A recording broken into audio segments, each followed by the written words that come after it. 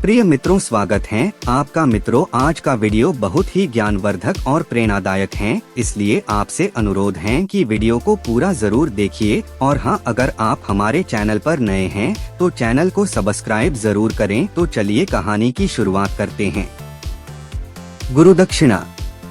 एक बार एक शिष्य ने विनम्रता पूर्वक अपने गुरुजी से पूछा, गुरुजी, कुछ लोग कहते हैं कि जीवन एक संघर्ष है, कुछ अन्य कहते हैं कि जीवन एक खेल है, और कुछ जीवन को एक उत्सव की संज्ञा देते हैं। इनमें कौन सही है? गुरुजी ने तत्काल बड़े ही धैर्य पूर्वक उत्तर दिया, पुत्र, जिन्हें गुरु नहीं मिला उनके लिए जीवन एक संघर्ष है, जिन्हें गुरु मिल गया उनका जीवन एक खेल है, और जो लोग गुरु द्वारा बताए गए मार्ग पर चलने लगते हैं, मात्र वे ही जीवन को एक उत्सव का नाम देने का साहस जुटा पाते हैं। यह उत्तर सुनने के बाद भी शिष्य पूरी तरह से संतुष्ट न था। गुरुजी को इसका आभास हो गया। वे कहने लगे, लो, तुम्हें इसी संदर्भ में एक कहानी सुनाता हूँ, ध्यान से सुनोगे तो स्वयं ही अपने प्रश्न का उत्तर पा सकोगे। उन्होंने जो कहानी सुनाई वह इस प्रकार थी। एक बार की बात है कि किसी गुरुकुल में 3 शिष्यों ने अपना अध्ययन संपूर्ण करने पर अपने गुरुजी से यह बताने के लिए विनती की कि उन्हें गुरुदक्षिणा में उनसे क्या चाहिए। गुरुजी पहले तो मंद मंद मुस्कुराए और फिर बड़े स्नेहपूर्वक कहने लगे, मुझे तुमसे गुरुदक्षिणा में एक थैला भर के सूखी पत्तियां चाहिए, ला सकोगे? वे तीनों मन ही मन बहुत प्रसन्न हुए, क्योंकि उन्हें लगा कि वे बड़ी आसानी से अपने गुरुजी की इच्छा पूरी कर सकेंगे। सूखी पत्तियां तो जंगल में सर्वत्र बिखरी ही रहती हैं। वे उत्साह पूर्वक एक ही स्वर में बोले, जी गुरुजी, जैसी आपकी आज्ञा।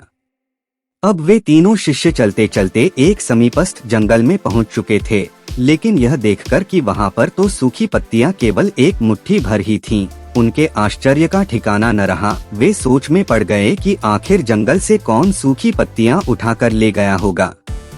इतने में ही उन्हें दूर से आता हुआ कोई किसान दिखाई दिया। वे उसके पास पहुंचकर उससे विनम्रता पूर्वक याचना करने लगे कि वह उन्हें केवल एक थैला भर सूखी पत्तियां दे दे। अब उस किसान ने उनसे क्षमा याचना करते हुए उन्हें यह बताया कि वह उनकी मदद नहीं कर सकता, क्योंकि उसने सूखी पत्तियों का ईंधन के रूप में पहले ही उपयोग कर लिया था।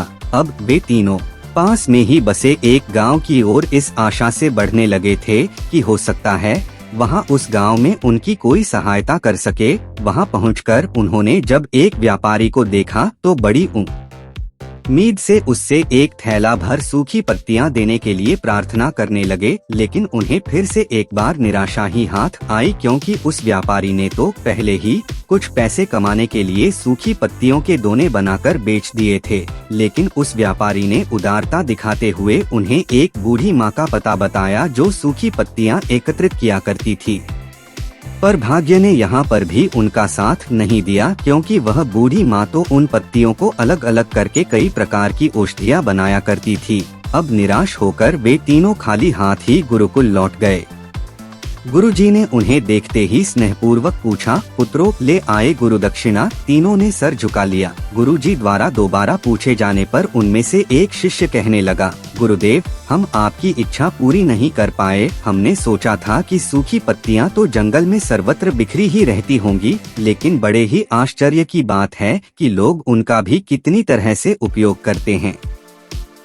गुरुजी फिर पहले ही की तरह मुस्कुराते हुए प्रेम पूर्वक बोले, निराश क्यों होते हो? प्रसन्न हो जाओ, और यही ज्ञान की सूखी पत्तियां भी व्यर्थ नहीं हुआ करती, बल्कि उनके भी अनेक उपयोग हुआ करते हैं। मुझे गुरुदक्षिणा के रूप में दे दो। तीनों शिष्य गुरुजी को प्रणाम करके खुशी खुशी अपने अपने घर की ओर चले गए। वह शिष्य जो गुरुजी की कहानी एकाग्रचित्त होकर सुन रहा था, अचानक बड़े उत्साह से बोला, गुरुजी, अब मुझे अच्छी तरह से ज्ञात हो गया है कि आप क्या कहना चाहते हैं।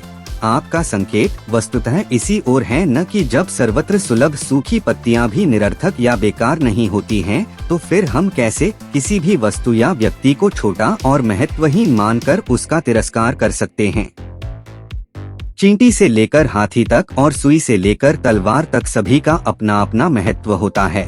गुरुजी भी तुरंत ही बोले, हाँ पुत्र, मेरे कहने का भी यही तात्पर्य यह है कि हम जब भी किसी से मिलें तो उसे यथायोग्य मान देने का भरसक प्रयास करें ताकि आपस में स्नेह, सद्भावना, सहानुभूति एवं सहिष्णुता का विस्तार होता रहे और हमारा जीवन संघर्ष के बजाय उत्सव बन सके। दूसरे, यदि जीवन को एक खेल ही माना जाए तो बेहतर यही होगा कि हम निर्विक्षेप, स्वस्थ एवं शांत प्रतियोगिता में ही भाग लें और अपने निष्पादन तथा निर्माण को ऊंचाई के शिखर पर ले जाने का अथक प्रयास करें।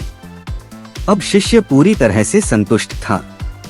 अंततः मैं यही कहना चाहती हूँ कि यदि हम मन, वचन और कर्म इन तीनों ही स्तरों पर इस कहानी का मूल्यांकन करें तो भी यह कहानी खरी ही उतरेगी। सबके प्रति पूर्वाग्रह से मुक्त मन वाला व्यक्ति अपने वचनों से कभी भी किसी को आहत करने का दुस्साहस नहीं करता और उसकी यही ऊर्जा उसके पुरुषार्थ के मार्ग की समस्त बाधाओं को हर लेती है। वस्तुतः हमारे जीवन का सबसे बड़ा उत्सव पुरुषार्थ ही होता है, ऐसा विद्वानों का मत है। दोस्तों, इस वीडियो से आपको क्या सीख मिला कमेंट करके जरूर बताइए।